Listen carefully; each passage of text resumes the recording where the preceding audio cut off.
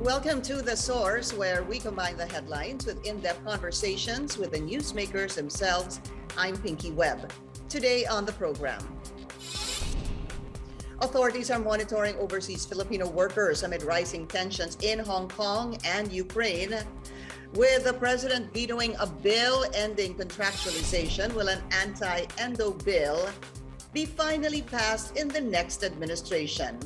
And the challenges and strategies of being a guest candidate in rival election campaigns. Reelectionist Senator Joel Villanueva joins us live.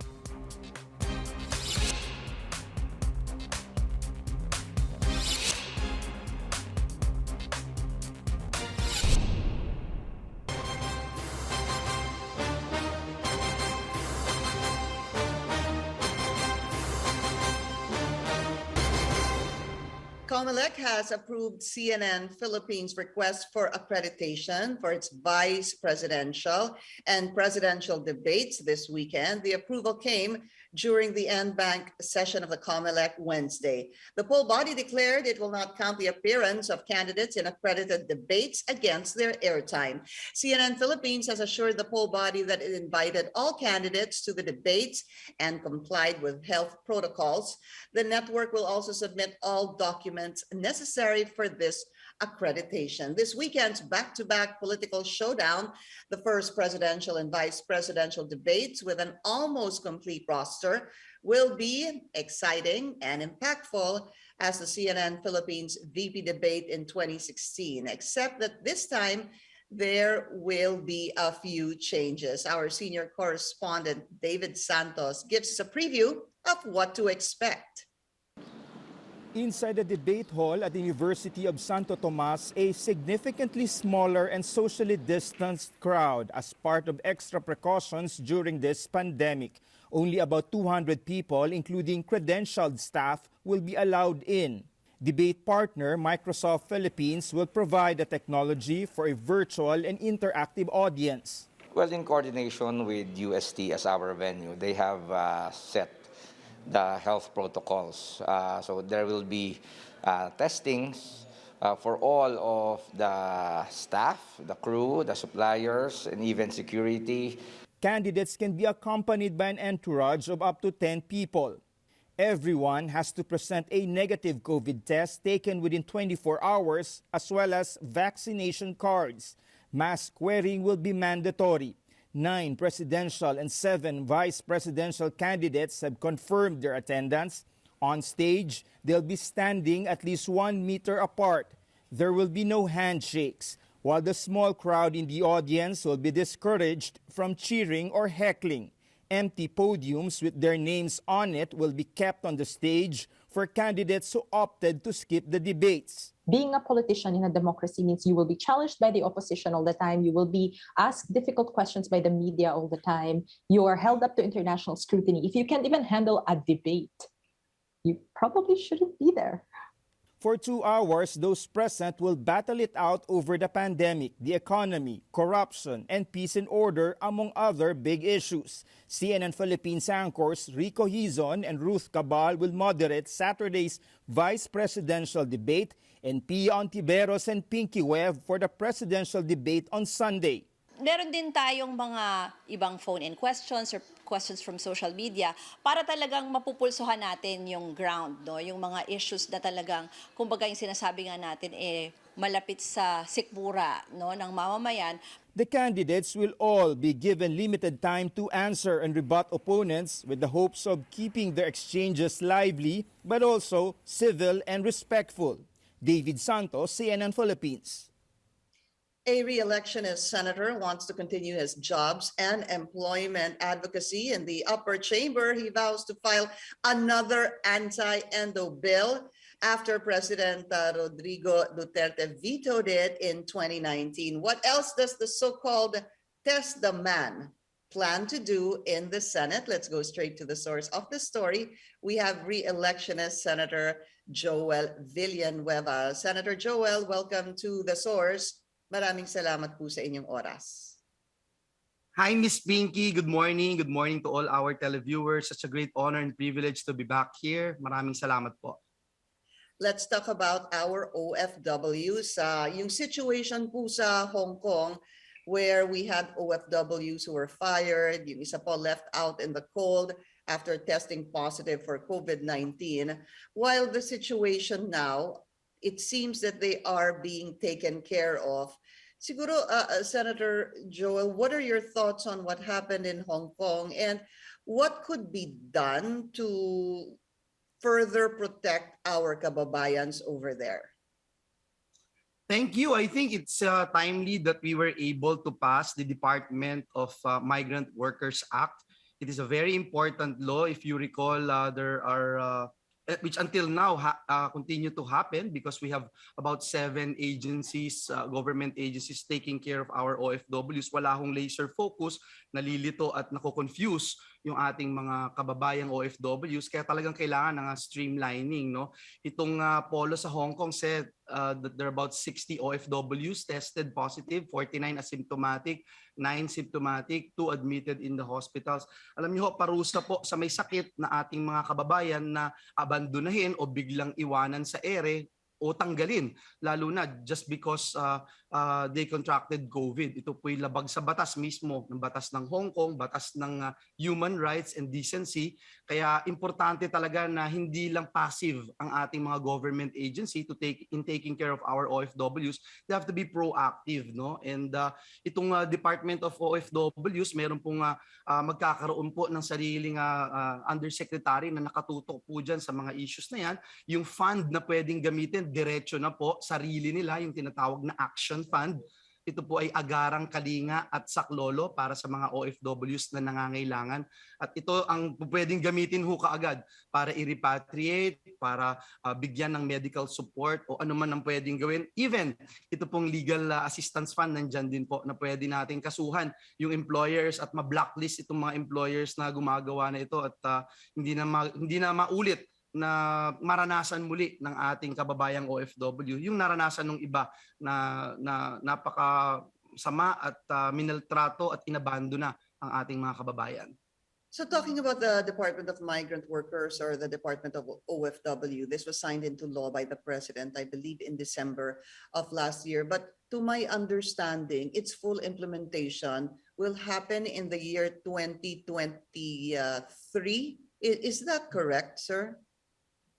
Yes, Pinky, because the Department of Labor and Employment, sila po yung mismong mag-i-implement nito. They cannot commit na kaya nila ng 1 year, no, na mabilisan.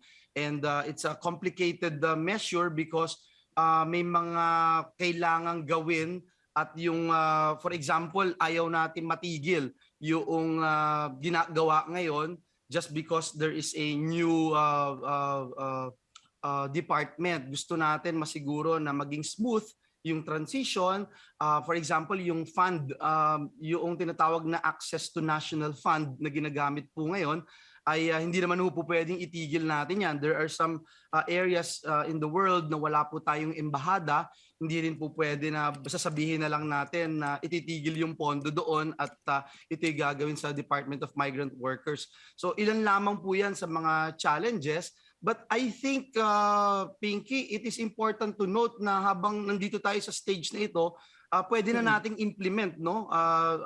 Katulad nitong nangyari ngayon, napakadali na i-implement agad yung mekanismo para siguruhin na naaalagaan at nakokonsentratan yung pangangailangan ng ating mga OFWs. I think also very important because some of the measures that you talked about earlier, such as yung pagbibigay po sa kanila ng pondo, nabibigyan naman po sila o nabigyan sila. I think each of our kababayans over there were given $200, no?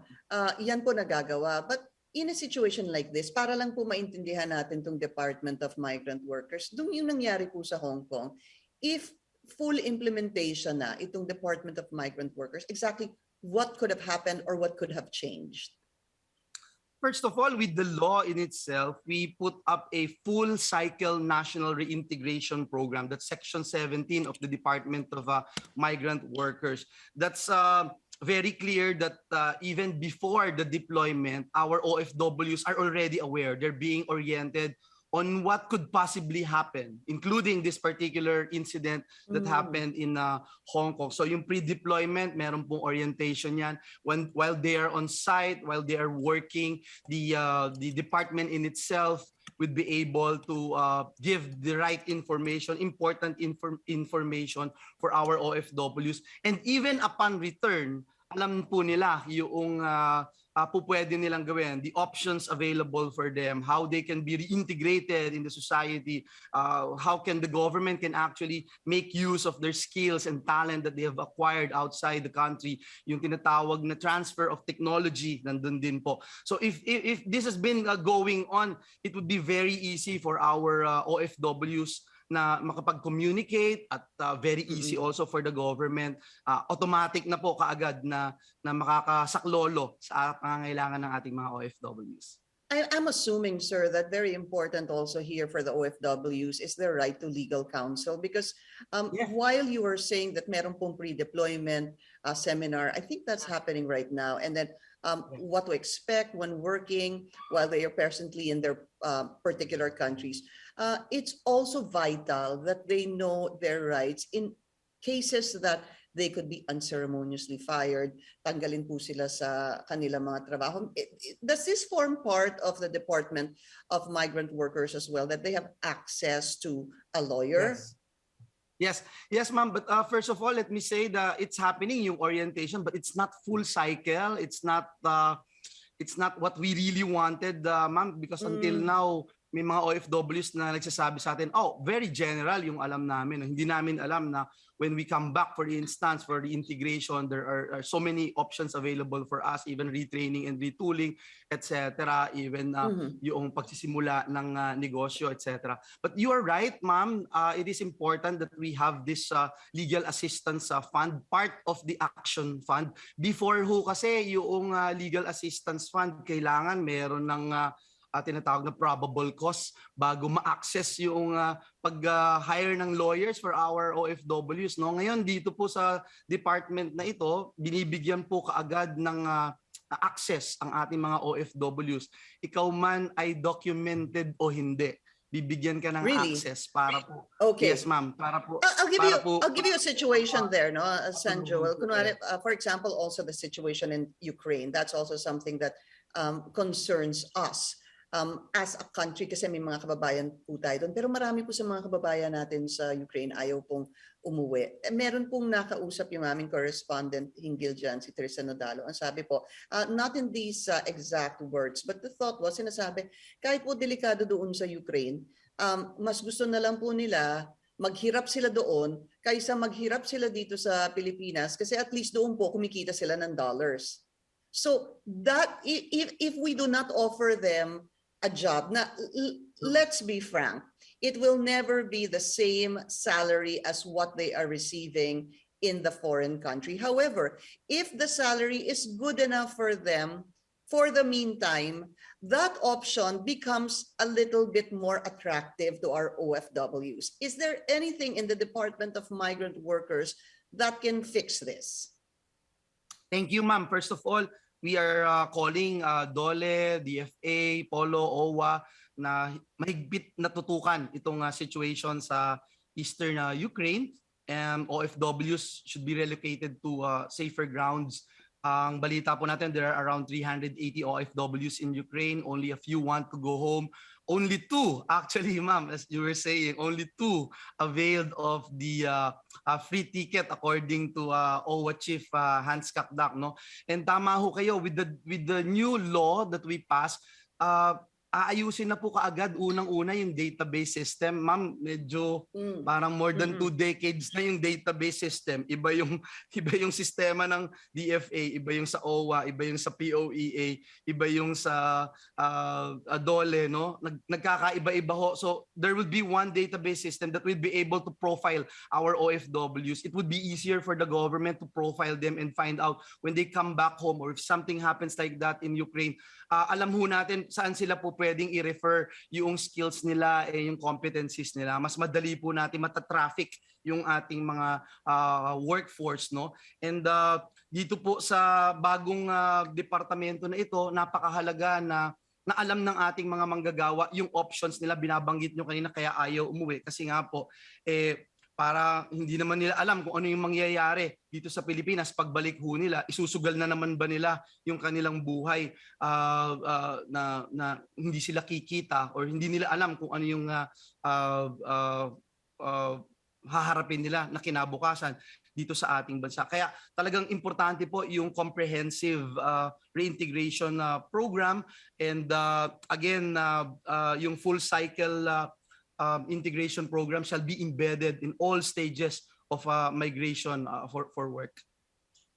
We're going to talk about endo, but we need to take a very short break. The Source with Senator Joel Villanueva. Will be right back.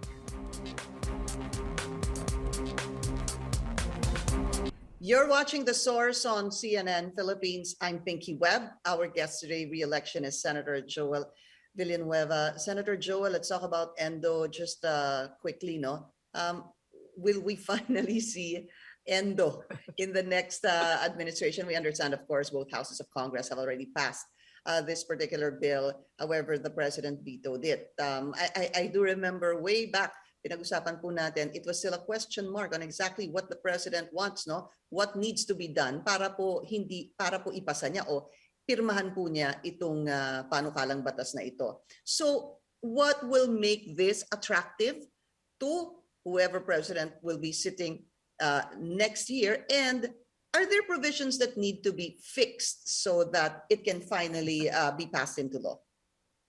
Thank you very much, Pinky. No? And I'd say it again when we were discussing this long time ago. I think two or thrice yata sa show mo, no? When we were talking about the importance of ending endo.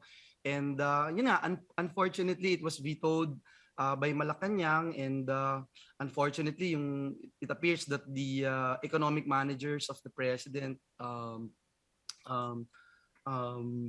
recommended vetoing the measure. The only reason that was given to me is that the definition of the labor-only contracting is too general, no? Yun yung nakita ko dun sa veto message, sweeping expansion of the definition of labor-only contracting, which I actually don't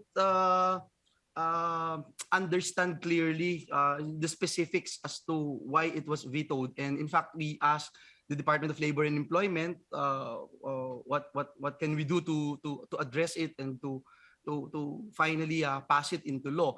I think it's very clear, Pinky, that in the definition that we had, it is very clear that labor-only contracting would be part of this three tests na pwedeng gawin, no? Yung capital, substantial po ba?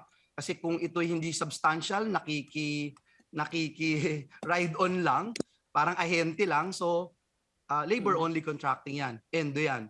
Yung control and supervision. Sino ba yung may control and supervision?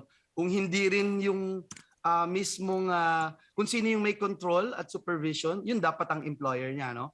And third, is this directly related to the business itself? Kung ang negosyo mo ay restaurant at nagluluto siya, nagsiserve siya nung food doon sa restaurant, then ito ay dapat directly empleyado mo, no? So I think it's very clear and yung pinakamagandang provision dito sa ending endo na ating ipinasa dito sa Senado ay yung participation ng Industry Tripartite Council. Ano ba ito? Itong Industry Tripartite Council represented ang employer, represented ang mga manggagawa, at sila mismo magde-determine ito ba ay directly related. Kasi as we move forward, alam naman natin itong 4IR revolution, industrial revolution, marami ho, no, yung even yung counter, for instance, napapalitan na ng machine, no? So ito ba ay labor-only contracting? Ito ba ay directly related itong particular job na ito? Ito'y tutulong po, malaking bahagi yung pagtulong ng Industry Tripartite Council. Right. So you'll file this again should you win sa susunod na I Kongreso. refiled okay. actually, Ms. Pinky, sorry, I refiled right away, no, after After it was veto, I refiled it right away, Yeah. the same measure, because until now, I couldn't Pero see wala na po any. sigurong pag-asa yan before the end of the At president's term. at this time, yes, I would say so, no. But until now, we have been asking our friends from the executive, what can we do to pass this measure? So until now, wala po kaming masyadong naririnig o nakukuha from them. Oh, and here I just want to bring this in. It's called the telecommuting law. Again, pinag-usapan po natin to before. Hindi po Yeah. alam na talaga ng maraming tao ano ho ba ito. The purpose really of this bill that's now into law is that you were Wala. looking for ways, no? People should work from home. Those who can afford to work from home in terms of hindi po sila kailangan present sa opisina, dapat payagan na ng kanilang mga employer na magtrabaho na lang sa kanilang mga bahay. Why? Because this will ease the traffic congestion. If I'm not mistaken, the purpose of this law really was to ease the traffic congestion. But Senator, hindi niyo po sigurado, ako na po magsasabi na naisip niyo magkakaroon ng pandemic. Hence, napilitan po tayo, napakarami sa atin, to implement this work from home. My question is this, sir. Is there anything in the telecommuting law that after this pandemic experience, while we're still at it, are there amendments that are needed to be put in place to make this more responsive to the times? Yeah. First of all, let me thank you, for anticipating also, Miss Pinky, that the work from home law would be a good law. Even before this pandemic, we were talking about it, not just because of traffic congestion, but because we have been promoting work-life balance.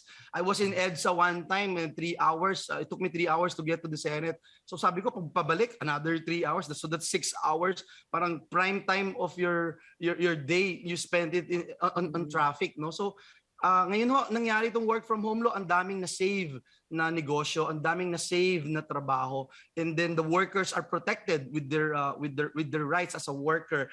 If they work more than 8 hours, you are entitled for overtime pay and all the rights na ini-enjoy ng pumapasok sa physically sa opisina ay ma-enjoy mo din po. Dito po sa batas na ito, merong fair treatment na tinatawag, Section 5, yung rate of pay, yung rest periods, even the access to training kasama din po. At yung binabanggit nyo kanina, Miss Pinky, meron mang kailangan gawin, especially after the pandemic, meron pong part ng provision nitong batas na ito wherein DOLE would look at the sectors, the different sectors of the society, and find out ano ba yung mga sektor at industriya na po pwedeng makinabang at po pwede na mag-implement nitong work from home law. Because even after the pandemic, magagamit po natin ito, itong additional working arrangement na ito, dapat nga patuloy tayong magdagdag ng iba pang working arrangements. Iniisip na rin po natin yung 4-day week load. Kaya lang ang tama po niyan doon sa labor code natin dahil 8 hours, kung dadagdag, kailangan po baguhin din yung labor code, no? Pero kung 4 days ka na lang papasok, things like that, no? I think it's very important to note na mahalaga na marami tayong different additional working arrangements. Opo, ipasa ito bago po nagkaroon ng pandemic at napilitan po tayo, marami po sa atin magtrabaho po sa ating mga bahay. We need to take a very short break. We will be right back. So Senator Joel Villanueva is a guest candidate of the Lenny Kiko tandem and the Ping Lacson Tito Soto tandem. Meron pa ho ba? Did I miss somebody else? Si Yorme Isko Moreno po at doon din po. Vice Presidential Candidate Sara Duterte endorsed. Okay. Also. So what is your plan? Frankly, sir, are you going to join any of the yung pag-iikot po ng kahit na sinong kandidato o maiiwan ho kayong mag-isa o kasama ang seatmates na tinatawag Senator Mig, Senator Win, Senator JD? First of all, Miss Pinky, I'd like to take this opportunity to thank our candidates, presidential candidates, vice presidential candidates for endorsing Senator Joel Villanueva. And I think it is because of the fact that we have a clean track record in the Senate. Meron tayong kakayahan para gumawa at lumikha ng trabaho at ito yung talagang gusto ho nila. Some of them sit with me and ask me some inputs of their plataforma de gobierno when it comes to creating jobs and sustaining itong programs na ginagawa po natin. No? For example, yung Nurse National Employment Recovery Strategy, we're looking at 2 million jobs every year. Yan po yung ginagawa natin and it ends in 2022. So, Ms. Pinky, despite the fact that they have differences in political positions, etc., meron silang common denominator. Lahat sila naniniwala na kailangan ng isang test naman sa Senado. And for that, I thank all of them. With regard to the campaign, until now, I have yet to join the campaign trail of these presidential candidates that endorse me. But I don't mind joining them. Clear naman Why po haven't yung, you? Why haven't you? Kayo ho ba ay, is there some sort Because of of schedule siguro po, feeling ma'am, na because baka of po may schedule. magtampo? Well, nung una yan po yung first day, I would admit na on the very first day parang hindi clear yung lines of communication as to what is allowed, what is not allowed. No, ngayon ho very clear naman. So if in case we are in the same place, I'd be happy to join them. I also informed them that if they are in my province, my hometown in Bulacan, I would be able to join them, to host them if necessary. So yun naman po yung commitment ko. And again, if we were together in one area, whether Luzon, Visayas, Mindanao, I don't mind joining them kasi clear na po ngayon, no? We can go to the stage, we can join them kahit sa motorcade, and it's just that yung You don't endorse. yung common denominator po ng mga presidential candidates is don't directly endorse Opo, the opo. candidate. Opo. Which you know, a lot of people find very confusing. And questions actually, nasan ho ba talaga itong mga kandidatong to? I don't have a lot of time, Sen Joel. I just want to go to this because the latest Pulse Asia survey puts you at 9 to 11. I remember in 2016, kayo po ay almost nag-number 1. Kausap kita noon. Binibilang na po yung mga boto, nag-number 1 pa kayo. Pero naunahan po kayo ni Senator Drilon, kung hindi po ako nagkakamali. So number 2 kayo during 2016. Is it harder this time around? Bakit ho, from a high of number 2 back then, ay nasa 9 to 11 po kayo ngayon ng Pulse Asia? Well, first of all, let me thank our viewers, no? Pinky, in 2016, tama ho kayo. From number 42 ho ako nagsimula. I ended up number 2 with 18,459,222 votes. Yung question whether it's harder right now, I think it is because of the pandemic. Ang hirap po magkampanya. Tayo po ay independyente ngayong panahon na ito. Hindi rin po tayo nadi-discourage but because tayo ay far more encouraged, Miss Pinky, with the results of Pulse Asia taking us to number 9 spot.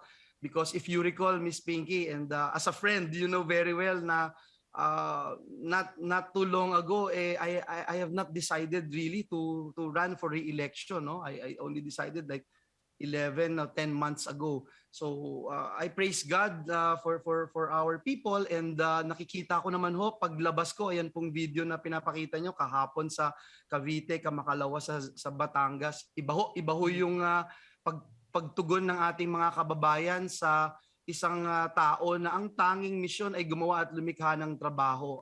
Dahil tayo naman ho, trabaho lang ang laging trabaho, ma'am. Sen Joel, unfortunately, we've run out of time. Just the same, I'd like to thank you and wish you luck as well. Maraming salamat, Senator Joel Villanueva. Thank you, ma'am. Take yung opportunity. Pwede ko nang sabihin, iboto number 61 sa balota, Senator Joel. Maraming salamat po sa inyo. Maraming salamat po. Thank you, Senator, and thank you for joining us here on The Source. I'm Pinky Webb. You're watching CNN Philippines.